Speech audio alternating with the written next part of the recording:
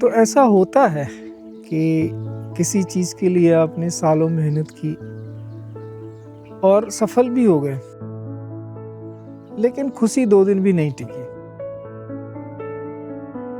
ऐसा देखा गया है कि अच्छा व्यवसाय या अच्छी नौकरी, प्रसिद्धि है, पैसा है, पहचान है, लेकिन फिर भी एक अजीब-सा खालीपन महसूस होता है। ऐसा सुना है बहुत सारे लोगों से। क्या सफलता के आगे कुछ और है या सफलता के लिए ही भाग रहे हैं? तो फिर क्या सफलता?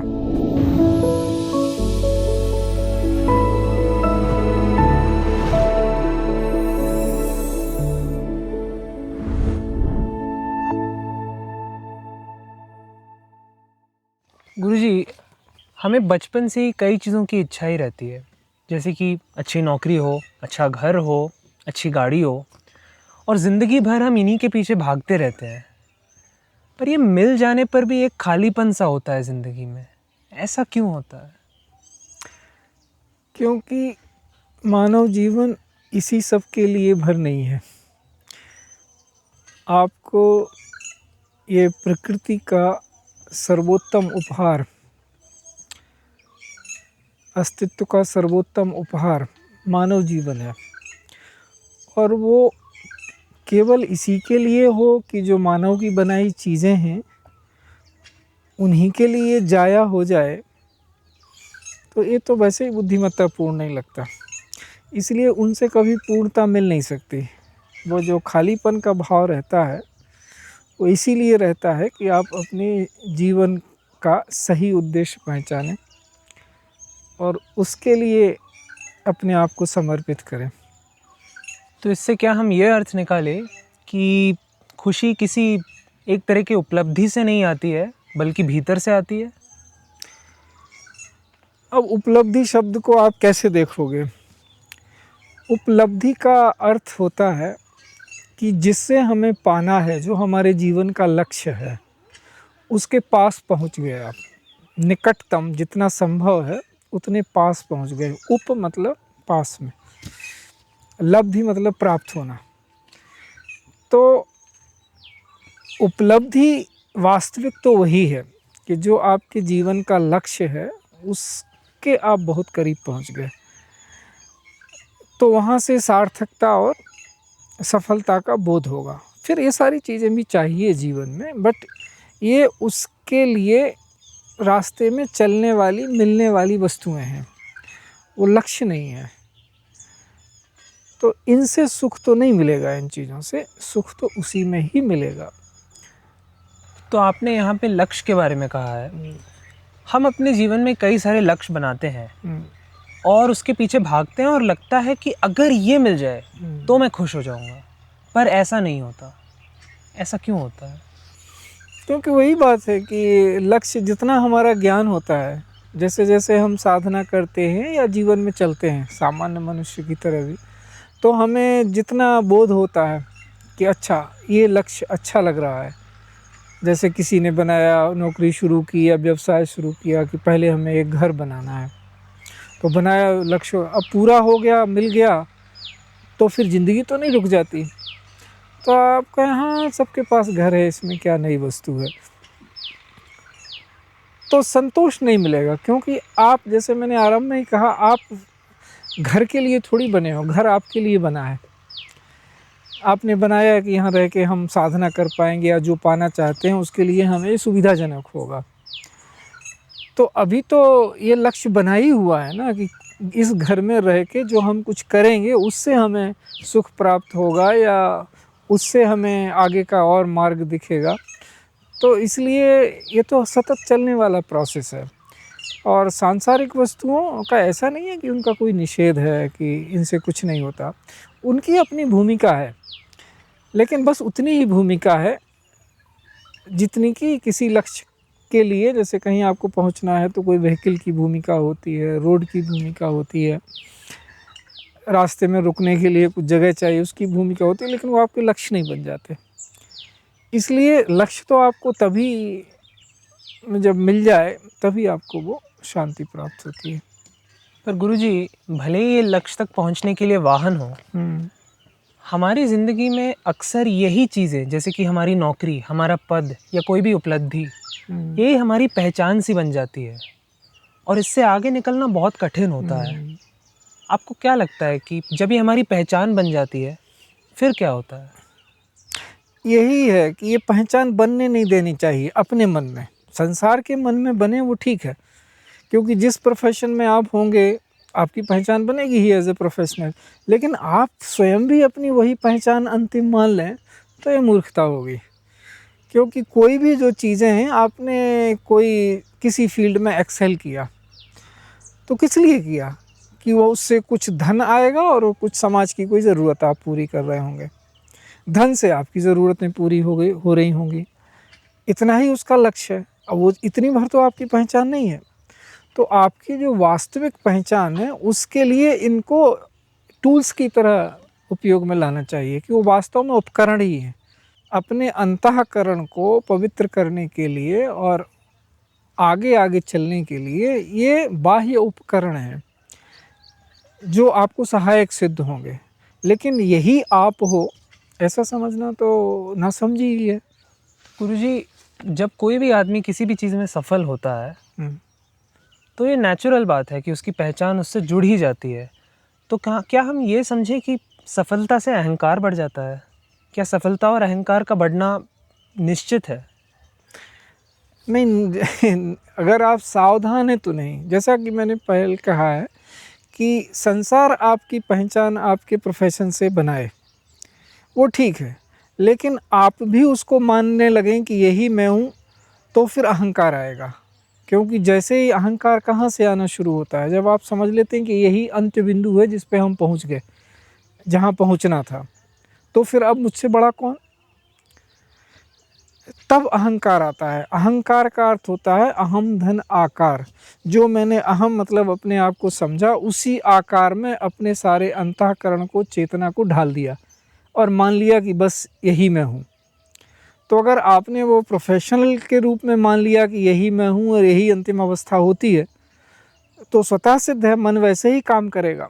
क्योंकि हमारा जो ये सिस्टम है ये बहुत वेल अलाइंड है। हमारा अवचेतन मन, हमारा चेतन मन, ये बहुत वेल अलाइंड है।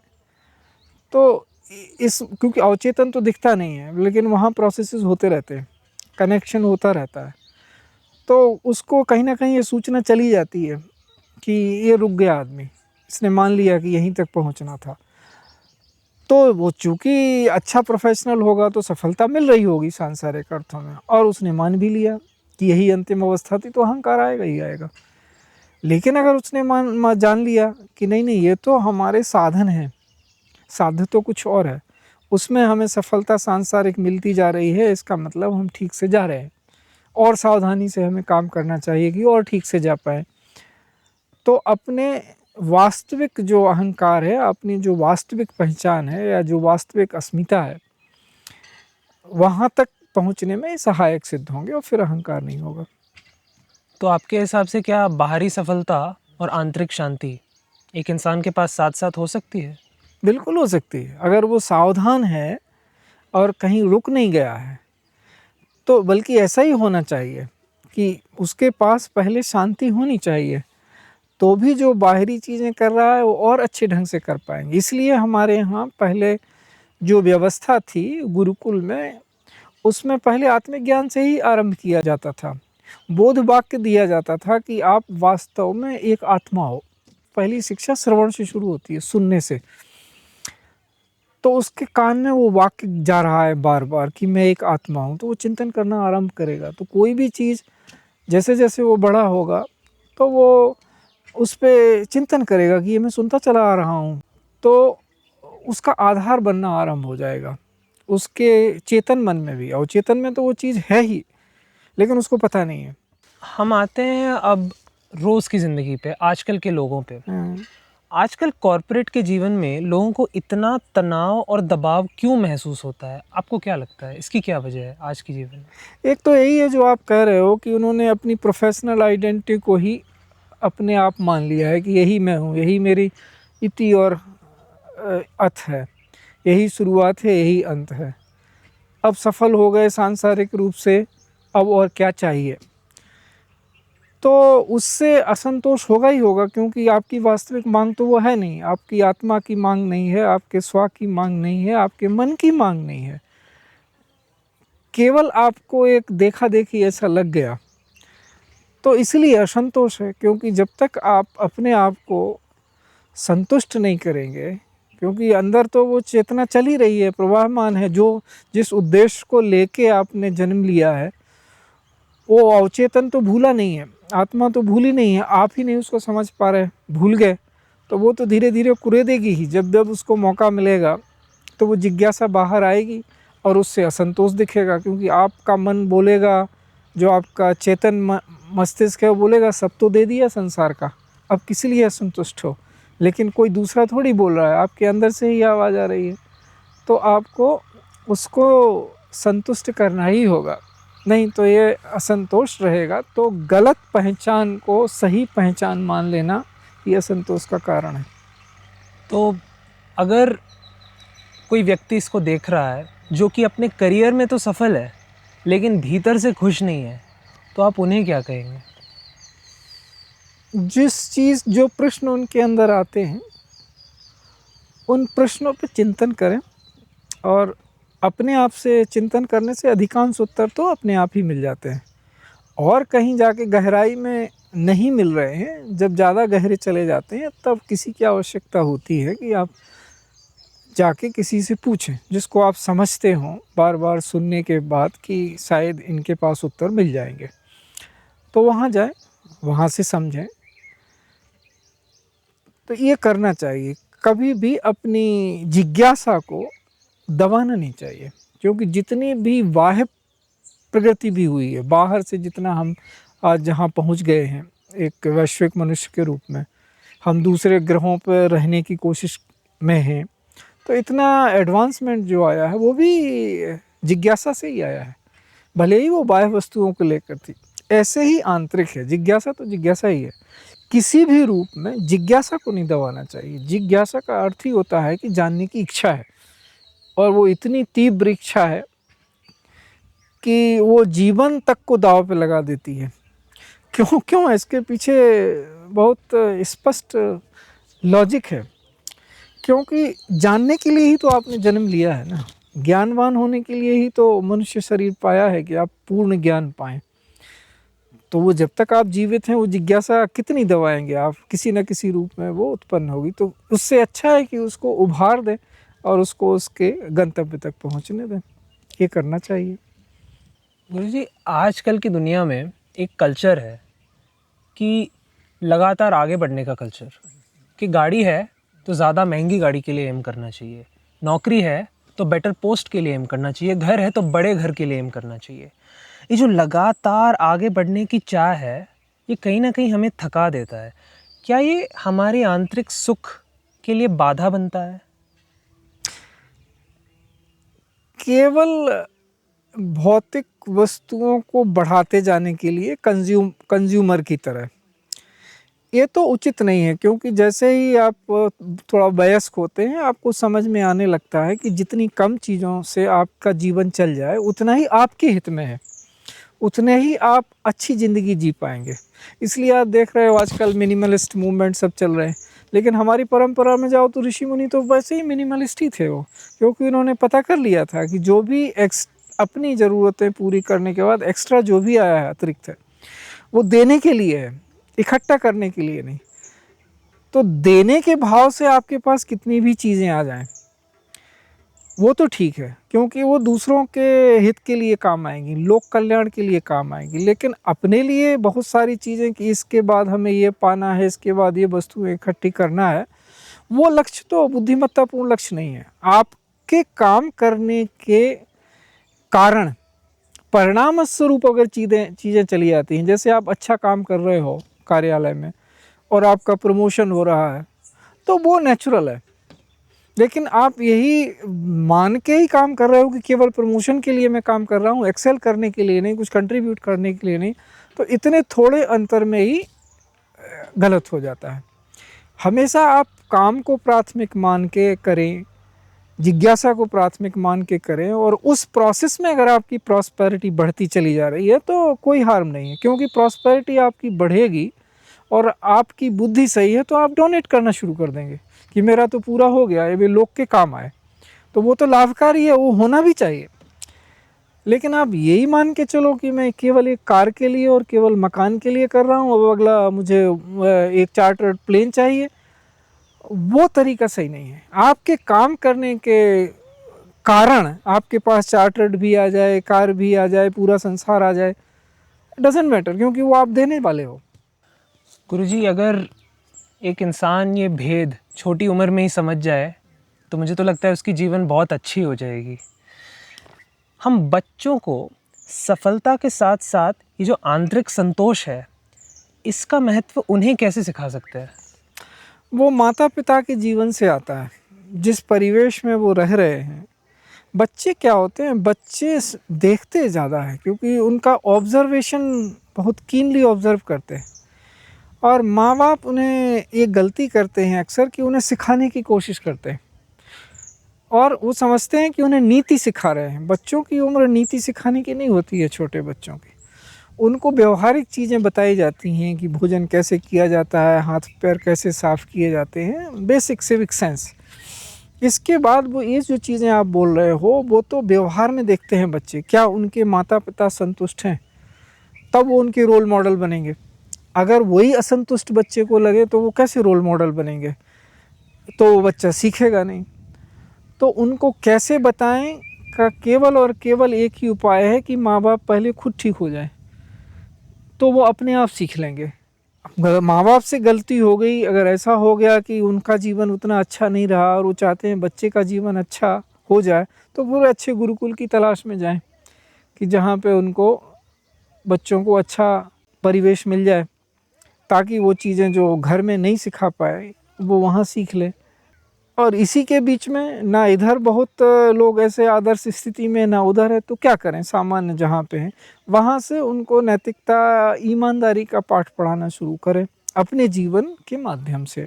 तो जीवन से ही बच्चे सीखते हैं, उनको अलग से कुछ सिखाने की गलती नहीं करनी चाहिए। अच्छा गुरुजी, मैं वापस जाना चाहूँगा एक शब्द पे आपने उपयोग किया, लक्ष्य। क्या जो जीवन का लक्ष्य है या उद्देश्य है वो सिर्फ सफल होना है या फिर कुछ और है? बिकॉज़ आपने ये कहा है कि आंतरिक खुशी और सफलता साथ साथ चल सकती है, तो मुझे तो लगता है जीवन में इन दोनों का स्थान है। आप क्या कहेंगे, जीवन का लक्ष्य क्या है, उद्देश्य क्या है? देखिए, ये यही है कि परिभाषा का खेल है। सफलता, सार्थकता, लक्ष्य, ये किस क्षेत्र में हम देख रहे हैं। आप अगर सफलता केवल सांसारिक सफलता को कह रहे हो, वस्तुओं को, तो केवल उससे तो बात नहीं बनती। लेकिन एक सफलता ये भी होती है कि रोज़ जो आप करना चाहते हैं वो कर पा रहे हैं, वो भी एक सफलता है, उसमें दोनों सधते हैं।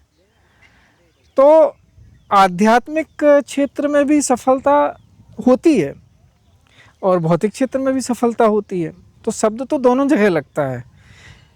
तो इन दोनों ही क्षेत्र में हम कहते हैं कि दोनों को एक साथ लेके हम चलते हैं, क्योंकि हमारे यहाँ विभेद है ही नहीं। हमारे यहाँ से मतलब जो ज्ञान की परंपरा है, सनातन ज्ञान की परंपरा, उसमें संसार और सार दो अलग अलग नहीं है। आप देखो, शब्द ही देखो, संसार, तो उसी में सार भी छिपा हुआ है। तो अलग अलग तो है नहीं, लेकिन हम चूँकि हमारी जो आंतरिक यात्रा हो रही है वो बाहर दिखती नहीं, सो लोग गलती कर जाते हैं। तो इसमें इसलिए हमने व्यवहार में डाली है हर चीज़, सहज स्मृति योग में, कि आप दैनंदिन व्यवहार में ऐसा न करेंगे केवल केवल भौतिक सफलता के लिए कर रहे हैं, बाद में करेंगे कुछ आध्यात्मिक, ऐसा नहीं होता। जैसे ही आप वयस्क होते हैं तैसे ही आप दोनों को एक साथ लेके कॉन्शियसली चलने लगते हैं। तो दोनों में आपको अंतर करने की आवश्यकता ही नहीं पड़ेगी जीवन में। जैसे जैसे आपको आप साधना करते रहेंगे, आपको स्पष्ट होता रहेगा कि अब मेरी भौतिक प्रगति इतनी हो गई है कि अब मुझे अपने लिए नहीं, पूरी तरह दूसरों के लिए काम करना है। उसके पहले आप क्या कर रहे हैं, कुछ अपने लिए, कुछ दूसरों के लिए। कुछ अपने लिए करते हैं, कुछ परिवार के लिए, कुछ परिवार के लिए करते हैं, कुछ समाज के लिए, कुछ समाज के लिए करते हैं, कुछ देश के लिए। ऐसे एक एक कदम आप आगे बढ़ते रहते हैं। कोई क्षण ऐसा आता है जब आप करते हो कि now I am fully flying, अब मैं केवल परमार्थ के लिए ही काम कर रहा हूँ, तो वो भी सफलता है। वास्तविक सफलता तो वही है कि जब आप पूरी तरह परमार्थ में निमग्न हो जाएं, उस अवस्था तक पहुंच जाएं सांसारिक दृष्टि से भी। तो ये हमेशा से ही ध्यान में रखना चाहिए। इसीलिए हमारे यहाँ परिवार को बड़ा कहा गया, एक बड़ी संस्था है जहाँ पे सारी शिक्षा होती है, वहीं प्रैक्टिकल भी होता है और वहीं पे ज्ञान भी मिलता है। तो अगर हमने परिवार को प्रयोगशाला बना लिया तो फिर कहीं बाहर जाने की आवश्यकता नहीं है, वो एक अच्छे संसार का निर्माण वो बच्चा आगे चल के करेगा। तो गुरुजी, इस पॉडकास्ट का अगर सार आप सरल रूप से बताएंगे तो कैसे बताएंगे? सार यही है कि दोनों चीज़ें एक साथ चलती हैं, संसार और सार। हमें दोनों को एक साथ साधना है। जैसे कोई पक्षी है ना, उड़ान भरता है तो दोनों पंख से भरता है। और ये बहुत स्पष्ट उदाहरण है कि आपका मटेरियल जो सक्सेस है और आपका जो आध्यात्मिक सफलता है, दोनों का मेल होना चाहिए। दोनों एक साथ ही चलते हैं और एक समय आता है जब आपको लगता है कि अब भौतिक जो वस्तुएं आपको चाहिए थी संसार की, आपके लिए पूरी हो गई वो। अब ये सिलसिला चलता रहेगा, अब हम केवल परमार्थ के लिए काम करेंगे। करना सबको अंततः संसार में भी परमार्थ ही है। बिना उसके न सुख मिलता है न शांति मिलती है। ये अकाट्य सत्य है। कितने परिमाण में कोई कर पाता है और वही उसके लिए उसी अनुपात में सुखदायी होता है। तो ये हमारे शिक्षा में होना चाहिए, हमारी दीक्षा में होना चाहिए, हमारे परिवारों में होना चाहिए। व्यक्तिगत स्तर के लिए तो है ही, सब कुछ व्यक्ति के लिए ही है और व्यक्ति समाज के लिए है। तो एक पूर्ण और समरस और अच्छे समाज के निर्माण के लिए, क्योंकि अब विश्व जुड़ा हुआ है, तो जो शिक्षा होगी विश्व की, वो अगर सार्वत्रिक नहीं है, सबके सुख का ध्यान रखने वाली नहीं है, तो वो सफल शिक्षा नहीं कही जाएगी। कुछ चीज़ें ऐसी हैं जो हमें बहुत स्पष्ट रूप से बता रही हैं कि क्यों एकत्व आवश्यक है, क्यों वननेस आवश्यक है। जैसे पर्यावरण है, ऐसा नहीं हो रहा है कि केवल एक देश में पर्यावरण खराब हो रहा है। चाहे एक देश में पोल्यूशन हो रहा है पर पर्यावरण पूरे विश्व का खराब हो रहा है। तो कोई भी अच्छी चीज़ लो या बुरी चीज़ लो, गहराई में जाओगे तो वननेस अपने आप डिफाइंड हो जाएगी कि उससे ही चल रहा है सब। तो जब ये वननेस है तो फिर ये शिक्षा में वननेस क्यों नहीं है? और बिना वननेस लाए शिक्षा में ये कैसे संभव होगा कि आप वैश्विक मानव तैयार कर पाएँ? तो सार यही है कि हमारी शिक्षा दीक्षा और व्यक्तिगत व्यवहार में आध्यात्मिक और भौतिक दोनों पक्षों को हमें संतुलित करके चलना पड़ेगा।